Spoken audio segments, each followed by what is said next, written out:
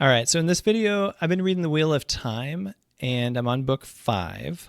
When I was a kid, several years ago, I read books 1 through 6, but no, I'm rereading it, and I'm going to continue on after book 5.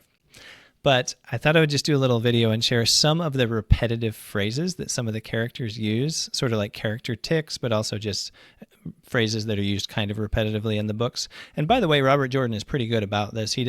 Compared to some other authors I've read, he really doesn't repeat himself that much. People don't repeat themselves as often. Like I read the, what's it called?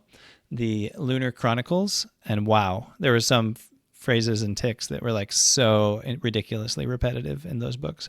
And it got just kind of hilarious after a while. But anyway, Wheel of Time, character tics and stuff like that, and basically repetitive things that they do or say in these books. I'm going to list a few, and if you can think of any others, go ahead and put them in the comments below. So one thing that happens a lot is people sniff. Or is it in or out? Do you sniff in or out?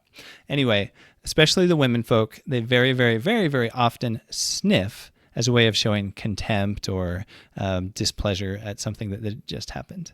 So Nynaeve does this a ton. Various other Aes Sedai or Wise Ones or who have you, Elaine and Egwene and others, they sniff a lot more than I've seen people sniff in real life. How much sniffing do you see in real life? Yeah. These same women that I was kind of referencing that do a lot of sniffing, they also very often refer to their male counterparts as being wool-headed. Now, some of these women grew up in the two rivers where they produce wool and tobacco, I guess, so that could have something to do with it. But when they're insulting men, which they do a lot, they often call them wool-headed. So that's another repetitive phrase. Now, Nynaeve Almira, she often, very, very often, pulls on her braid. She has a braid. So in the two rivers, it's traditional to have a braid, to get a braid when you're old enough to get married. But then once they leave the two rivers, some of them let their braids out. She likes to have a braid sometimes.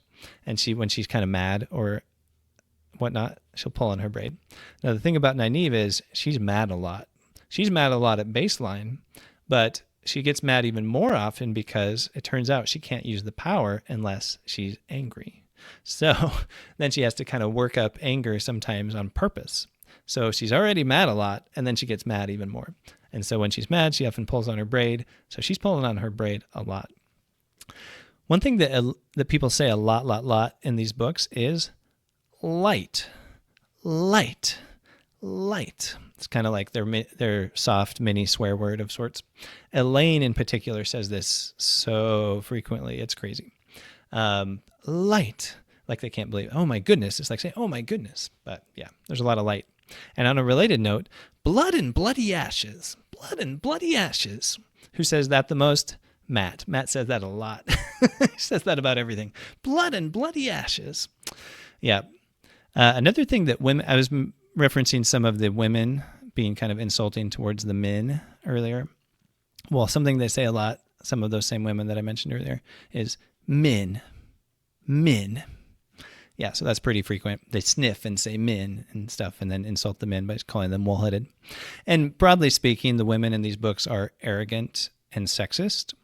And of course, that has something to do with the world that they live in, where the women have more power in some ways than the men and stuff like that. But it's also just they're not very nice people sometimes.